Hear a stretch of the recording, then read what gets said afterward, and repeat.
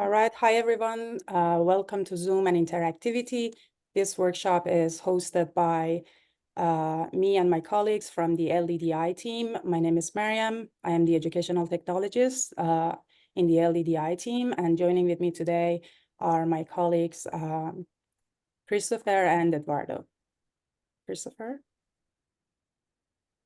Absolutely. Hello, everyone. My name is Kristofer. I use he, him pronouns and the Learning Technology Rover. Pass it off to Eduardo.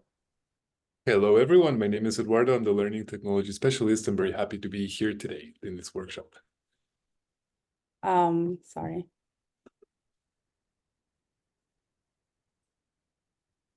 We would like to acknowledge that this UBC event is being hosted on the traditional, ancestral, and unceded territories of the Musqueam, Squamish, and Tsleil-Waututh nations. We would invite you to acknowledge the lands from which you are joining our workshop in the chat. So the agenda today is we will start with an overview of interactivity, the principles of interactivity, and then we will cover some Zoom interactive features such as whiteboard, breakout rooms, polling, reactions, notes, and clips, and then other tools that can be used in Zoom for an interactive experience. Mentimeter and Padlet will be discussed, and then how to access Mentimeter and Padlet. So at this point, I'm passing it over to Eduardo to share the theoretical framework. Thank you. And Maria, maybe you can keep your screen there and move through the slides. Great. So thank you, everyone, for being here. And this is going to be a very hands-on workshop as we go and try all these different interactivity features. But we thought it would be nice to begin with some concepts that we can share with you about interactivity. So let's go to the next slide. Thank you.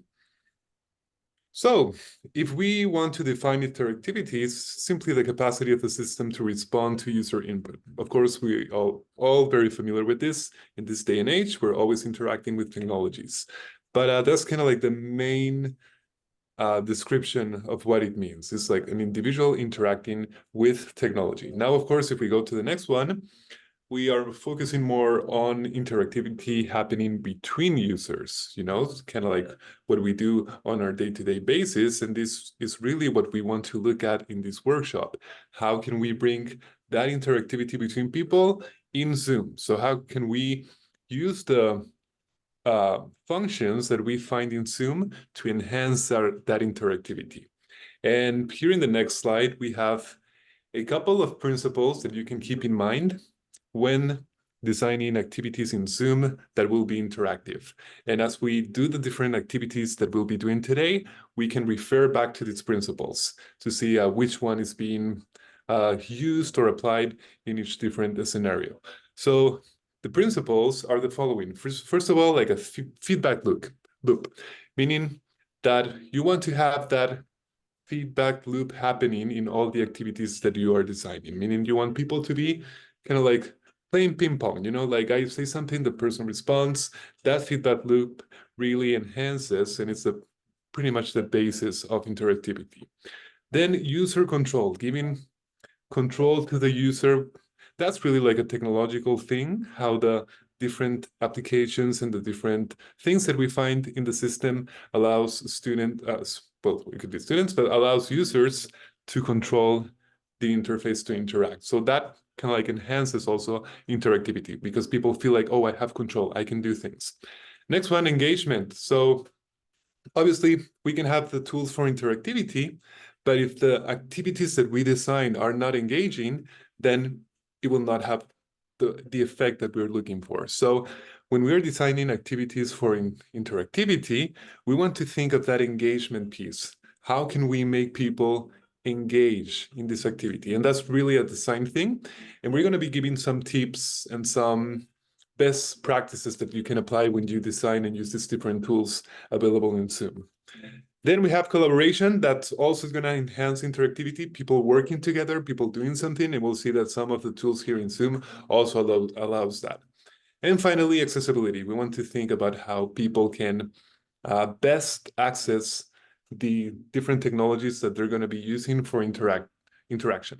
And of course, like today, there is more awareness of the accessibility piece. So we will find that there are many ways in which you can ensure that people will be able to use the technologies in different ways, may that be audio or video or images or text and whatnot. Perfect, let's go to the next one. So that's kind of like some principles that we wanted to share with you. And now we're going to go into checking out some of these interacting features, tools. So Maryam described some of them in the beginning. We have like 6 of them or 7, I think, that we're going to be showing you. So let's do that. I'm going to be showing first 2 of them, and then we'll jump to the other tools with the rest of the team. So first of all, I wanted to show you whiteboards. And whiteboards is a really nice feature that is present in Zoom. It came out fairly recently, not so long ago. Now, this feature allows users to collaborate in real time by creating and sharing a digital whiteboard for drawing, annotating, visual explorations, tables, so many things that can be done there. And it's a really neat feature for precisely adding interactivity to a Zoom meeting. So instead of me just talking about it, we're going to go into the tool and just play a little bit with it. So let's go into the demonstration. I'm going to create right now here a whiteboard. So let me just share one moment. I won't be able to share, but you're going to see the whiteboard. But I just quickly want to show you that down here below in the controls, you see my controls, by the way, yeah? Yeah. So if you go down here below, you see this whiteboards button. So we're going to click that. I'm going to select new whiteboard. It's going to ask me to stop sharing, but we will all see the whiteboard. So let's go there. I'm going to be creating it. And now, as you can see, we have there the whiteboard. Everyone can see it, and everyone can start creating content, basically. So if you go to the left, you'll see we have a toolbar. We can, for instance, we have that pencil, and I see some people already drawing things.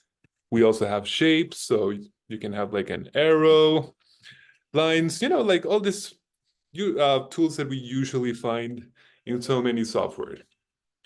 Now, one thing that people usually notice is that, what can I do if I want to have more space once I have like a lot of content? So if you notice at the bottom right, you have like you have zoom controls. So you can actually zoom out and you can zoom in as well. So try that out and let's see if you can add something that is kind of like far away. One thing that I really like here in the notes is the sticky notes. So this can help a lot for brainstorming in a Zoom session and whatnot. Perfect. Now, the other thing could be, what if I want to have more whiteboards or kind of like more pages within the whiteboard? We can actually create more pages. So we can have a whiteboard and the whiteboard will have different pages. So I'm going to go here to the bottom right. I don't know if you see it, I assume, but I'm going to create a new page. I'm going to create 2 new pages. Now, if you see at the bottom right, you will see the number 3. That means that we have 3 pages within the whiteboard. So this can be useful if you're kind of like exploring different topics, or maybe like you're working with groups and you're assigning different pages for each group in a classroom, this kind of thing. Okay, and then of course at the top left, I can give a name to this. So I'm going to give it a name. And now the final thing that I wanted to show you is that, of course, it will be amazing if after like doing a class or having a Zoom session, people can access this whiteboard and not just to see it, but to continue creating content in it. So the good news is that we can do this with the whiteboard. So I'm going to go here to share. And maybe let me see if probably I won't be able to show these controls, but when you see the controls here, at the bottom, we have like a link access. So we get a link, of course, and this is the link that we can send to all the people to access. And the good thing is that it can be restricted to only the people who are invited to participate in the whiteboard if you want to keep that privacy. But you can also choose anyone at the University of British Columbia. So for instance, if you plan having more people engaging with it, or people that maybe were not present in the original session, you can work around this way. So I'm going to grab the link.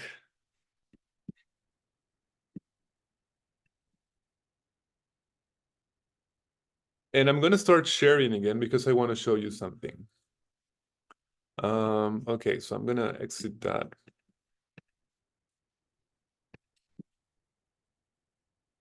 Perfect. I assume you see my desktop, right? Perfect. So, oh, just 1 second.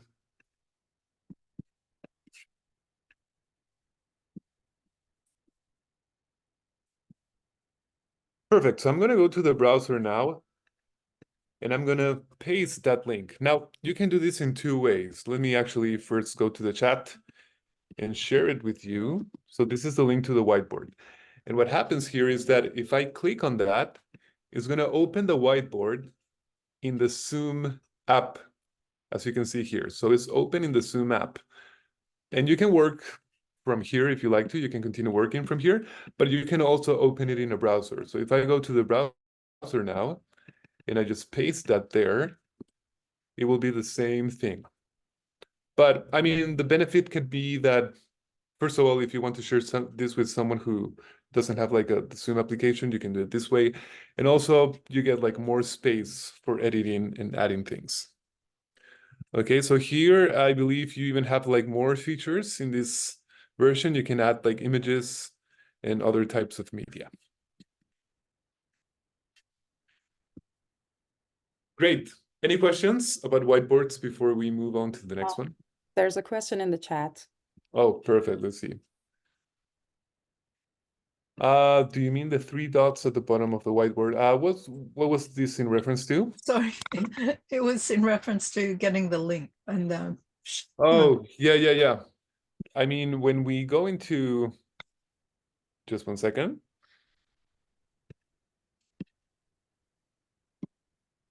Yeah, the thing is that I cannot screen share and show the whiteboard at the same time, but what I'm going to do now, also like for the sake of the recording, because people will be watching this, I'm going to quickly take a screenshot and show you that.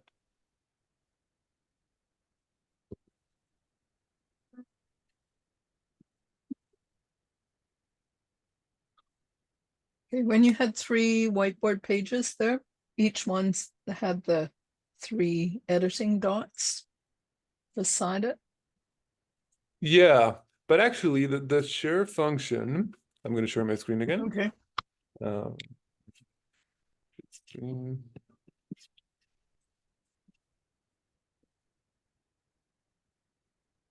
Okay, so let me show you here.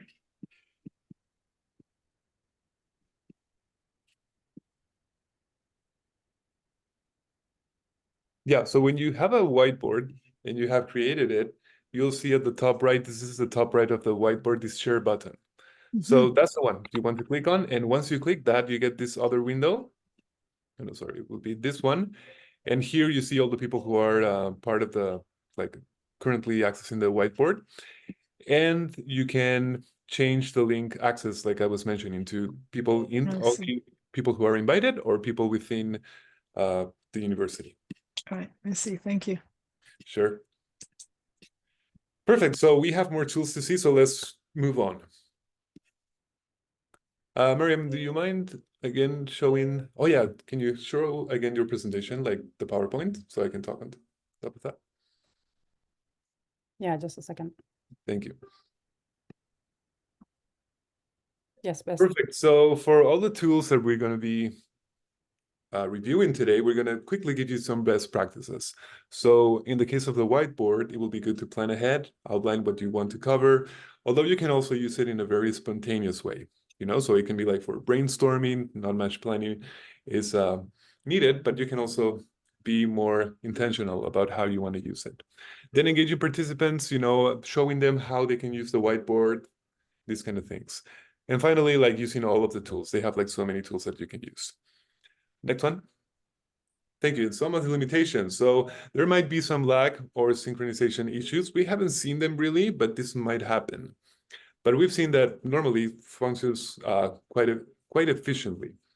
Then the next one, lack of advanced features. I think like the features are like, it has like a lot of features, as you can see, but sometimes if you're thinking of something more advanced, like if you're comparing it to some other software that allows you to maybe like embed video or create more complex stuff, this might not be the tool. But, you know, it's more like really for brainstorming, I think, mostly. Okay, and then limited space, but we saw how we can deal with that. We can always zoom out, we can create new pages, and we can work with that issue. Next one. Perfect. So now breakout rooms, I think everyone is very familiar with breakout rooms, so we don't need to explain it in much detail, but maybe I just wanted to quickly show, describe some of the best practices that you can also use. But as you know, we've all had the experience of breakout rooms. We know what they are. We go into a private space with some people and we're able to engage with them. And that, of course, increases the engagement, because if you have a session in which you have like 30 people, it's difficult for all of them to be interacting. But if you narrow that down into groups of 4 people, 5 people, it might be better for interaction. So let's go to the next one. Demonstration. We're not really going to be demonstrating this feature. It's just like you have like a button below in the controls, and you can just enable the breakout rooms, and that's when you can select how many groups you want to have. Or actually, let me just show you just one thing, and then we'll quickly go into the conclusion. So if I go here, you just need to go to the breakout rooms, and here you'll be able to create the breakout rooms. How many breakout rooms? You can assign them manually if you want to put the specific people in the specific groups, these kind of things. And the other thing that I wanted to mention is that you can also create the breakout rooms in advance, so ahead of time. But that is not done here, of course, because we're in the meeting. You will need to go to the Zoom browser version. So if I quickly go here, for instance, oh, I think I have it here actually. So if we go here, we have a meeting, as you can see. And if you scroll down, you'll see in the advanced section or in the options section, sorry, you'll see like breakout room pre-assigned. So here is where you can create the rooms.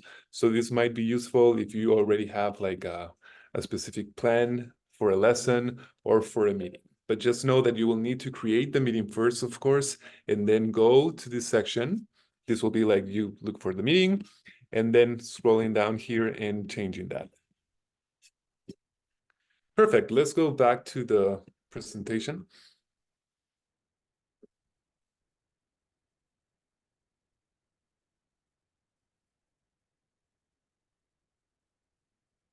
Great. Let's go to the next one. Okay, so some best practices. I think these are important to keep in mind. So planning ahead, you know, I mean, of course, you can also like improvise in the breakout rooms, but if you have like a good strategy of how people will be interacting, usually that will give you more success and more engagement. Next one, setting clear instructions, right? Before going to the breakout rooms, what are the expectations of what people are going to be discussing, and then sharing with the rest of the group if that's going to be happening in the end.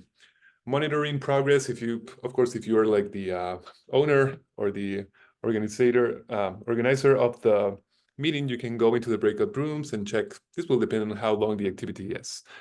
Then using time wisely, because you know it can really take too long, and that can you need to think about like the whole context of the entire meeting. And finally, recap and sharing insights. You know, when people come back from the meeting, from the breakout rooms, sharing what was shared during the activity. Perfect. Let's go to the next one. And limitations, limited control over participant interactions and discussions within breakout rooms. Challenges in monitoring, that can be difficult, but as we have seen, you can go into the different breakout rooms and see what's going on there. Complexity in managing multiple breakout rooms, especially if you have like a very big session, but if you plan ahead of time and you have a strategy for keeping track, then I think this can be handled. And finally, difficulty in ensuring equal participation. And that's why you need to have like a specific instructions, and also like having breakout rooms that do not have a lot of people in them. Perfect. So enough of me. Let's continue with tools. Would you like me to keep the slides, Kristofer? No, no worries at all. Just shared my screen. Okay. All right, so thanks so much, Eduardo. So now I'll chat a little bit more about Zoom polling and just I guess, polling as a whole. So Zoom polls, this is really a great way for you to create some interactive and engaging elements in your Zoom meeting. Really, it's a great way to get a quick temperature check, I would say, on the meeting. So maybe how folks are feeling, maybe getting some high-level solidifying of dates and schedules. It's really just a great way for high-level organization and interaction, I would say. There's a lot of different question types that are available, and shortly we will see what those interactions and what those question types do look like. And really just as a whole, it provides an opportunity to really improve that collaboration piece, but as well as engage folks with that, with the meeting as well. And in terms of the setup, it's pretty straightforward in terms of doing that. You can either do it in the Zoom web portal and you can set up the polls ahead of time, which is what I have done today. But of course, if you're maybe in the moment and you're feeling that, oh, maybe I need a poll now, you can easily create that in your meeting as well. Doesn't take too long and it's pretty straightforward to do as well. So what's going to happen now is that on your screens, I'm just launching a poll. So in this poll here, what this is it's a summary of every single type of question Zoom offers in its polling feature. Feel free to play around, check it out, see what options are out there. But for the folks who are viewing the recording, I will also be sure to step through the entire polling process just actually right now. So in this poll, there are 7 questions. So there's different types here as well. So the first one here is a single choice. This is basically very straightforward. Multiple choice question, you can only pick one option. There, of course, also is the multiple choice option where you're able to pick more than one option. There is also the matching section, which allows you to set up some prompts, and then you can set up different options. You can match them. So in this instance here, I have it matching different iconic UBC Faculty of Education moments to their corresponding year. As well, there's another opportunity for you to rank statements. So here I have a couple different statements listed, and as well as different categories people can rank them under. These categories are completely customizable, so feel free to change those however you see fit in your meeting. Another neat one here is the fill in the blank option. So if you're wanting folks to fill in the blank on something, you can have that as an option. So here I have it filling in the title of this workshop. Another option we do have here, this is a pretty straightforward one. We do have that short answer. So if you want folks to provide feedback in a more text form that goes beyond multiple choice or beyond standard questions they can just select an answer to, they're actually able to input their feedback, which is neat. And the last one we have here is the rating scale. So this is an opportunity for folks to provide that feedback in terms of rating. So from 0 to 10, but also you can change the question, and also you can change however many numbers there are and what each one corresponds to as well. So with that being said, I'm just going to now end the poll. Ending the poll. So what's neat here as well is I know folks in the recording will not be able to see this, but I'm also able to share the results. So you're also able to share that with your participants in the meeting as well. And all this data can also be downloaded if you do need that later on. Now, some things to consider when you are using or considering using that Zoom poll feature. Really, the first thing is to consider how you're using it, and you want to make sure to use it with intention. So the real question here is, are you wanting to launch the poll every minute, or are you wanting to launch it every 15 minutes? Consider the perspective of your participants. It could be annoying if you're having the poll launched every second and asking for feedback, and it might be better for it to be launched every so often in those intervals as well. And again, if you are launching those polls every couple seconds, it also can distract from the conversation and maybe even encourage folks to not really contribute in a more live format as well. I think another thing to consider here is giving clear instructions with how you are using the poll, and as well as giving generous time with how people, the time they have to fill out that poll.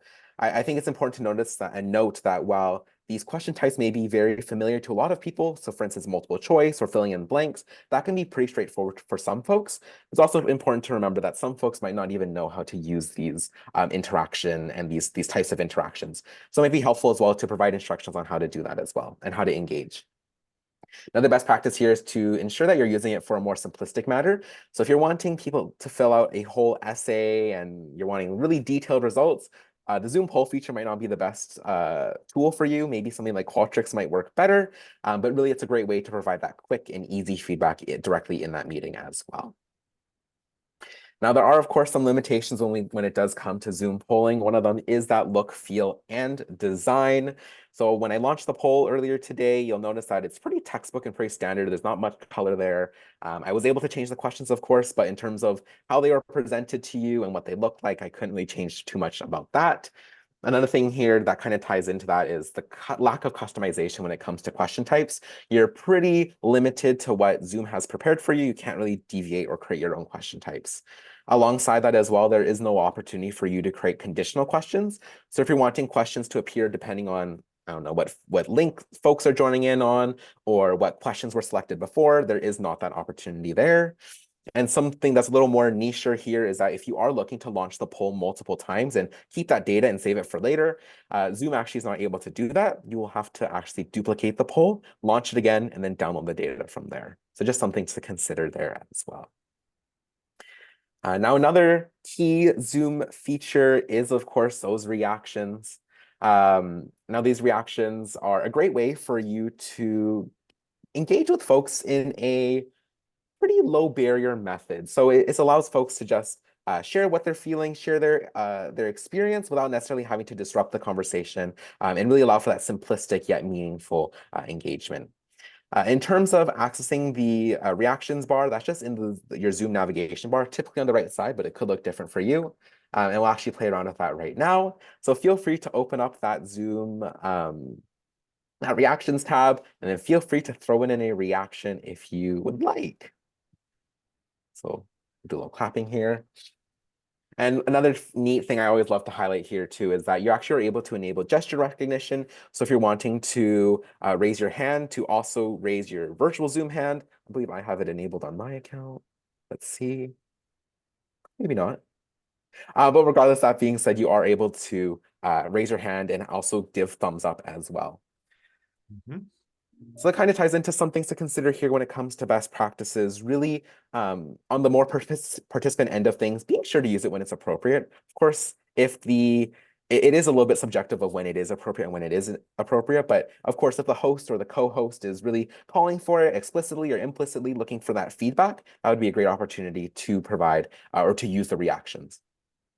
Another thing on the more host side of things is to use it with intention. So in terms of calling for folks to react, you don't need to do it every few seconds. You can do it every so often and really being intentional with how you are using that as well.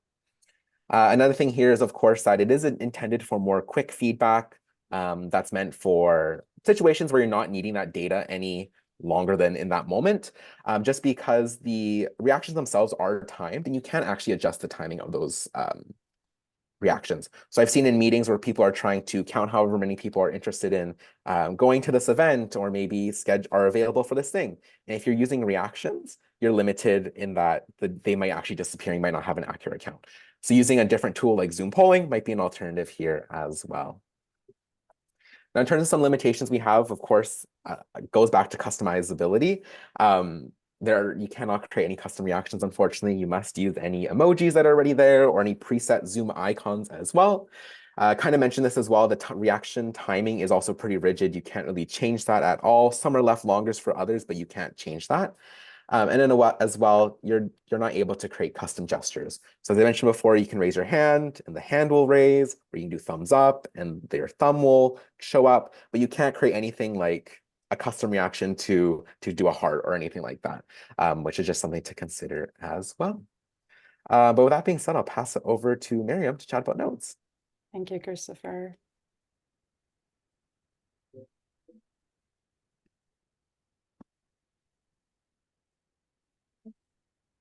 So the next interactive feature in Zoom we are looking at today is Notes. It's a real-time collaborative note-taking functionality in Zoom.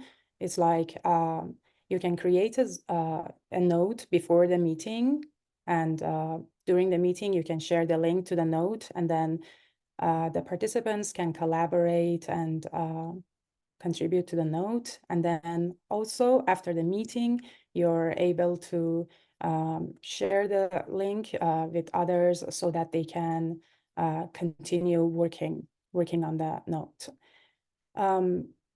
So Notes in Zoom eliminates the distraction of switching between Zoom and a third-party application.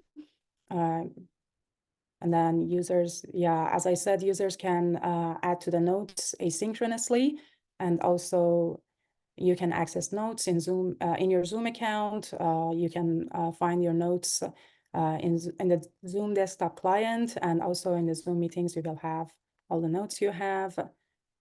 Then a little bit of demonstration. I will just go to the other page I have here. This one, yeah. So as you see in the Zoom desktop client, if I click notes, oh, sorry. Before that, I will show it in Zoom. You're seeing my Zoom page, right? So I click on notes, and I just expanded it.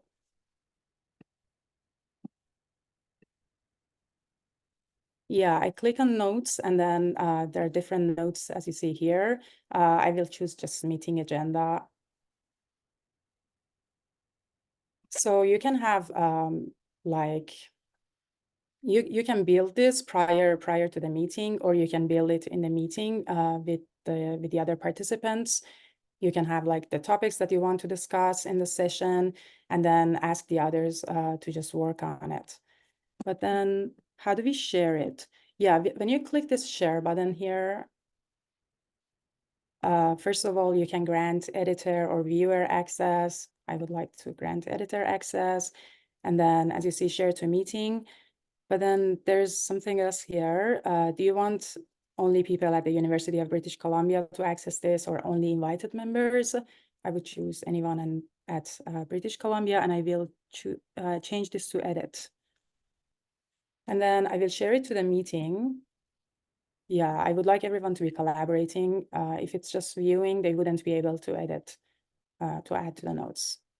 So I shared my note, and then you should be able to see it on your end. Eduardo, would you like to show it, like how it looks like on your end? Yeah, as you see, people are just adding to the notes, and yeah. So it's just like that. Yeah, as you see, it appears in this meeting bar here as well. Now I will go to Zoom desktop client to just show how you can build it before you start. So once you click notes here, you can just go to create a new note. And then you can type meeting, for example, agenda, or whatever. You can just type, and then the things that you can do, you can insert an image, but for example, you can't insert a video. You can add, cancel. You can add links, and then, yeah, some other. Maryam, I'm still sharing. Can you, yeah. I was Sure. trying to show, yeah. So Okay, I think you need to show again. Yeah. Show what?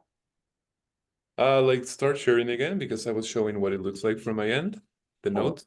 So now you can go back and explain this new part. Okay. So when you go to Zoom desktop client, you're able to see all the, also in your Zoom account, you're able to see an archive of what you have already created or what has been shared with you. You can star the more important notes, and then you can also create a note. So you would click new here, and then you will be able to just type whatever you want to type, and then insert an image or add links, and then this font size and other options you have that you can change. And then there's this share button again that I showed previously. Okay, now I think I want to go back to the slides. So best practices: create a note, build an agenda, and share it in advance of a meeting so that others take the chance to look at it. And then when sharing a note, grant editor access. You can grant viewer access as well, depending on what you desire, and then select who can access the note, like anyone at the University of British Columbia, those who you want to invite via email, and then include images like visuals and also links, and also let the participants know that they can open notes in their browser. They can copy the link that you have shared onto their browser and then open it there. They can export notes as a PDF, and also just guide the participants whether they need to adjust the notes after the meeting as well. The limitations, participants may find it difficult to navigate, and then there are limited formatting options, and those who do not have Zoom accounts wouldn't be able to collaborate. Any questions here? There was actually a great question brought up. How does using the notes feature compare to using whiteboards? I think we can export both of them, but probably it's mostly about how they look, right? Notes looks like a Word document, but whiteboard, yeah, what do you think, Eduardo? Yeah, I mean, if you're going to be creating more text, then you definitely want to go for notes, because like Maryam was saying, this is kind of like having like a Word document. So if you were planning to use, for instance, the whiteboards, mostly like for text, it will be kind of tricky because you would need to be like putting all those text elements. But in the case of notes, you have like a nice interface that already has been designed for that. But both of them are like before, during, and after the meeting, right? We can Yeah, create you both can of them do. before the meeting and just Yeah. I mean, that feature is available in both of them. I think it's more like the actual input that you plan to make. So probably if you want to make something more visual, you probably want to go with whiteboards. But if you are mainly focusing on text, then notes would be the best option. And then the next feature in Zoom that has interactive features is clips. You can record yourself, the screen, or yourself and screen together, and then share the link to the recorded video with others so that they can provide comments and emojis. And also you can track video views, like the number of views. And then the demonstration, I will just, I made a quick, I made a video just to tell you how we create a clip, because I couldn't demonstrate it. I had to end the meeting to be able to demonstrate how we create a clip. So I had to record a video. So I'm going to play it, and just gives me a thumbs up like you hear the voice. In this video, we're looking at how to create a clip with some interactive features in Zoom. So we would need to go to Zoom desktop client and then hit create clip. And then as you see, there are like different screen share and video options here. You can record yourself and the screen together. You can record only the screen, or you can record only yourself. And then once you choose this, you can go to advanced settings and then change the layout and probably use a wallpaper. And then there's this immersive mode, which makes me like this. And then, yeah, so there's this touch-up effect and other editing effects.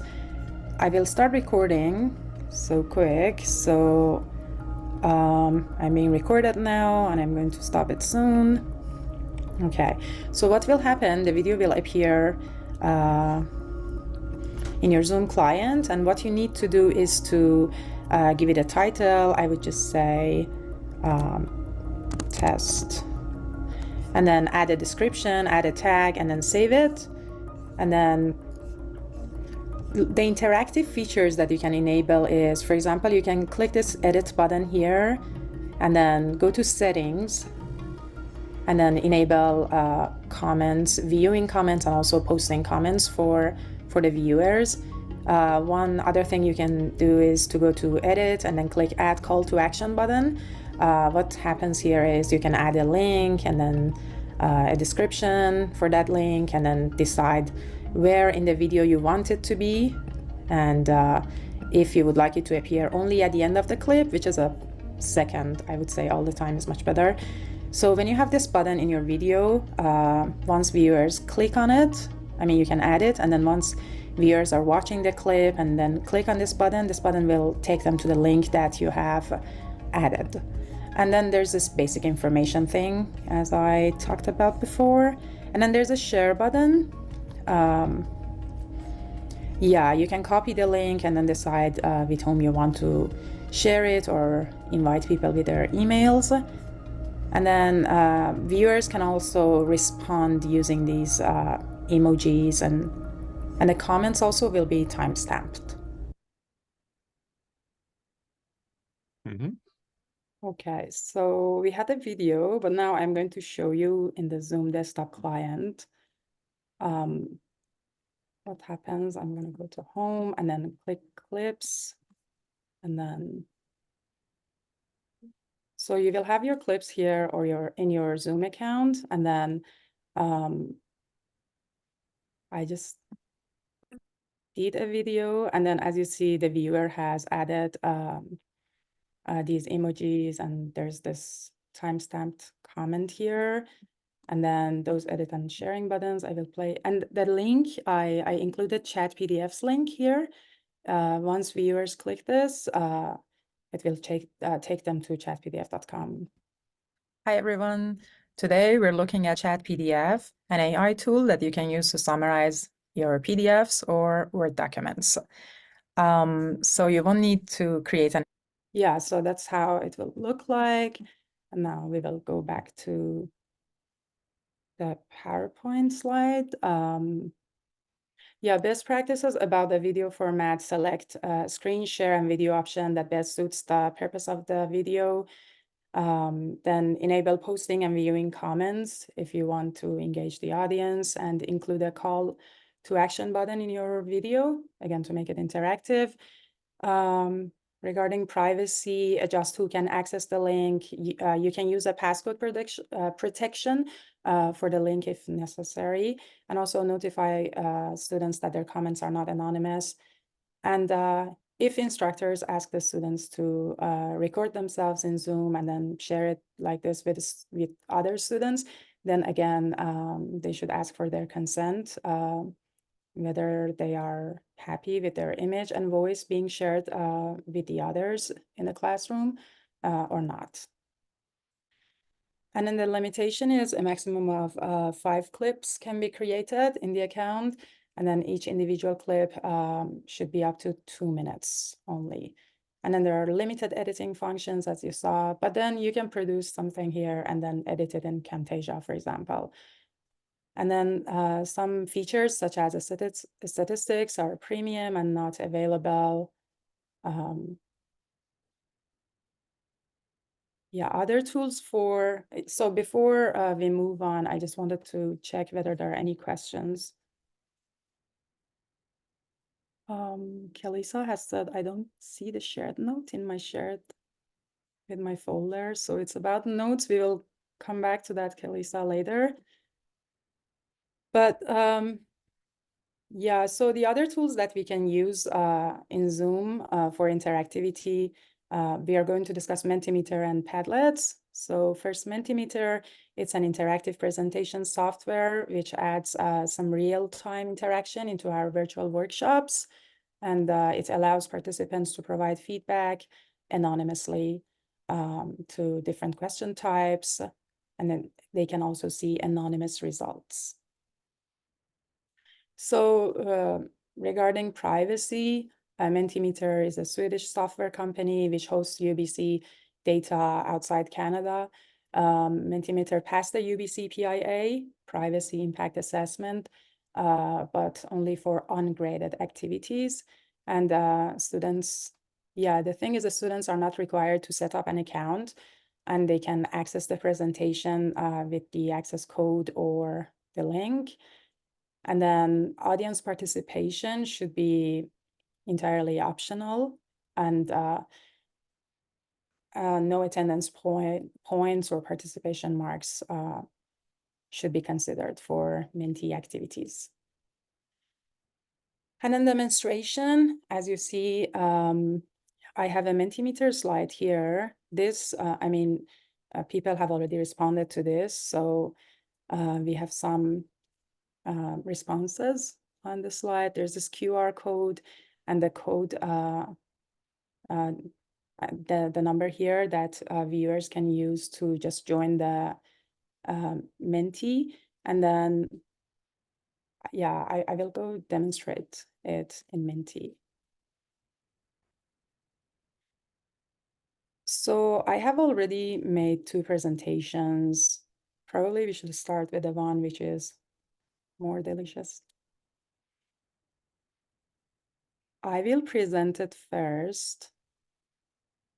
So what you need to do is to scan this QR code here, or to go to menti.com and enter this code, and then respond to this.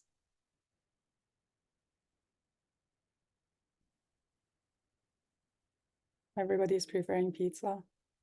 Okay, 1 vote for sushi. And then, yeah, okay, let's go to the next slide and then see what happens here.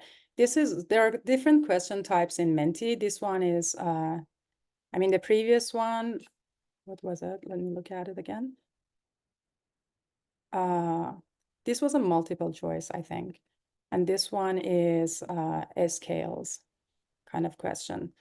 Just some statements, and then you can rank them from strongly disagree to strongly agree.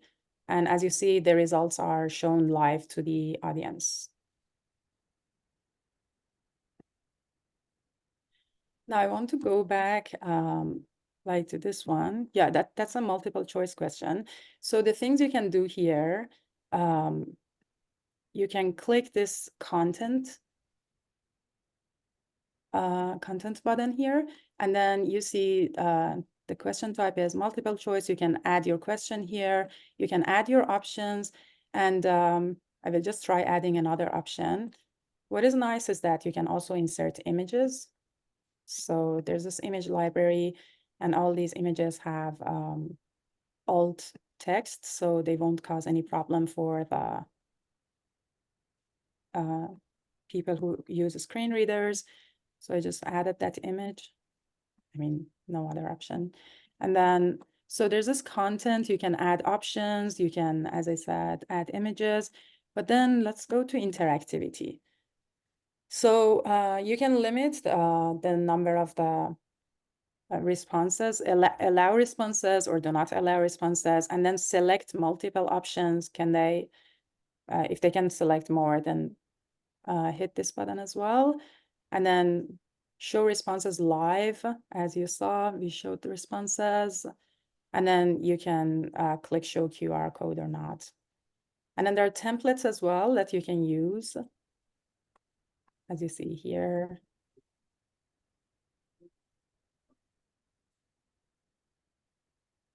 And this one, again, there's this interactivity content. And for the design, you can change the layout, text, background.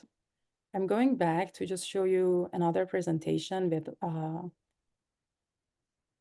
other types of slides. So this one is a word cloud. Let's just so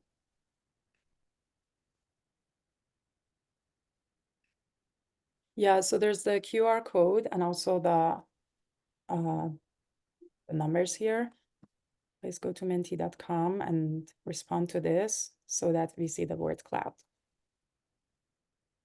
What is your favorite summertime activity?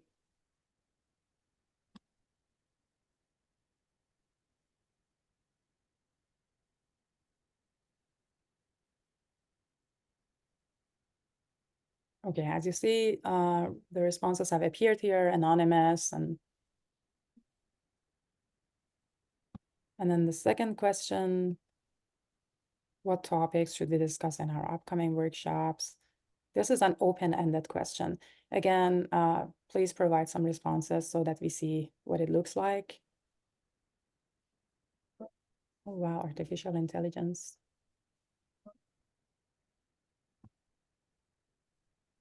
Copilot, multimedia. So that is how it looks like when you have created an open-ended question.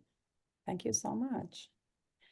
And then, so for open-ended questions, again, we have content, design, interactivity options, but then creating a new presentation, it's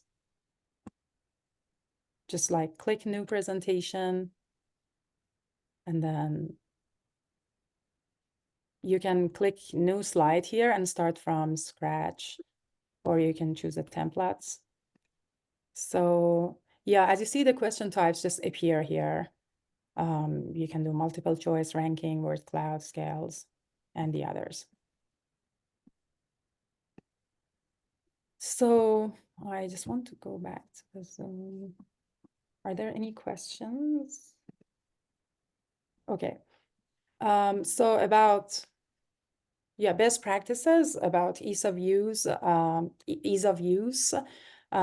the QR code and the link for easy access to Menti, present responses in real time like what we did, and be privacy conscious, include privacy language if you're embedding it in Canvas. If you don't know what the privacy language is, we can provide it for you. Just email us, contact us. And so never ask students to include personally identifying information. So this is anonymous, but for example, an instructor can ask a student just to enter their names in the open-ended answers and keep on typing their answer as well. That is, I mean, in this case, the instructor will be responsible for the potential collection of the student's personal information. And then the task design, choose and configure, the question type that best fits the task and add enough time for people to respond. And then the limitations, as we said, personal information is collected outside Canada. And so the students shouldn't be mandated to create an account or to use their personal information. Mentimeter has predefined question types.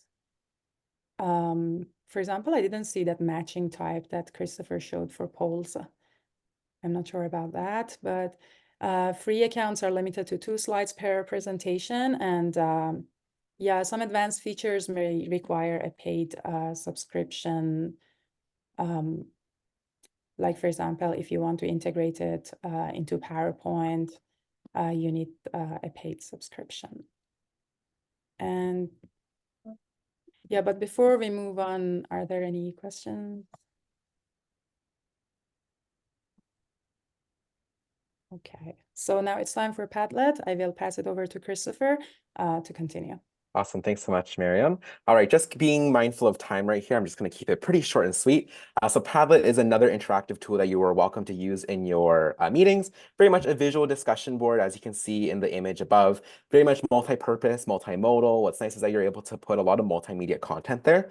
So not only images and videos, you can also include audio files. You're welcome to include websites, music, YouTube videos. It's very much a nice way to easily include all those different elements as well. In terms of accessing Padlet, there's kind of 2 ways to go about this. You can either create your own account at padlet.com, or as well, you're more than welcome to reach out to our team, and we're able to create the Padlets for you if you're needing them either in a meeting or for a course as well.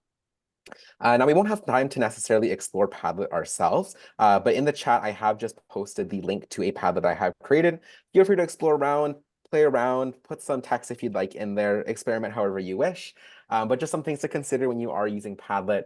Really, you do want to be clear in your reasoning and your objectives for why you're wanting to use Padlet. And of course, organizing in a way that really suits the interactions that you're wanting to follow. If you're wanting folks to sort content in a certain way, maybe it's applicable to have different sections and headings available for them to sort their content in as well. If you need any support with that, though, of course, you're more than welcome to reach out to us. And this post field limitations, that's actually something you can do. You can change the post fields that folks are able to access. And basically, it's best practice to provide that opportunity for them to use whichever fields they would like to use and not so necessarily limit them there as well. In terms of some limitations, you are limited on a free account in terms of how many Padlet accounts or how many Padlets can actually be created themselves. The post design is also pretty limited. It's always some sort of image above and the text below. And the placement itself is also pretty rigid. You can't very much change that too much either. Now, when it comes to accessing these tools, kind of more clear-cut and more clearly, in terms of Padlet, first, there's either two ways. You can either contact us and we can set you up. So just let us know the title, description, your course if applicable, and as well as your Padlet username. If you do have that, we can provide you with admin access as we do have a license on our account. And then, of course, you're more than welcome to go the independent route and also create your own account and go that way as well. In terms of Mentimeter, you're more than welcome to create an account on your own at mentimeter.com. Now, with that being said, that does bring us to the end of the more content-heavy portion of our presentation today. I'll bring us through some of our upcoming workshops and events. First one we got coming up is on March 26th. This is our Tea with AI series, where we'll be exploring AI tools in a number of different contexts. This month, we'll be exploring it through the lens of multimedia. As well, coming up next month, we do have our Viewpoints discussion series. We'll be taking a look at climate change, the intersection specifically between climate change and public health, where we do have panelists joining us and sharing their insights and thoughts over there as well. Registration links can be found on our website as well. In case you're looking to connect with us beyond today, we're more than welcome and more than happy to do that. You can find us on LinkedIn. You can send us an email. You can join our newsletter as well, or you can always book a one-on-one consultation with us as well. But with that being said, that does bring us to the end of the presentation today. Thank you so much, everyone, for joining us. If you have any questions, you're more than welcome to stop by, or you're welcome to stay around, and we're more than happy to answer them as well. Thank you. Thank you. Thank you all very much. I always learn something in your workshops, so thank you. Much appreciated. Thanks so much for coming. Yeah, always.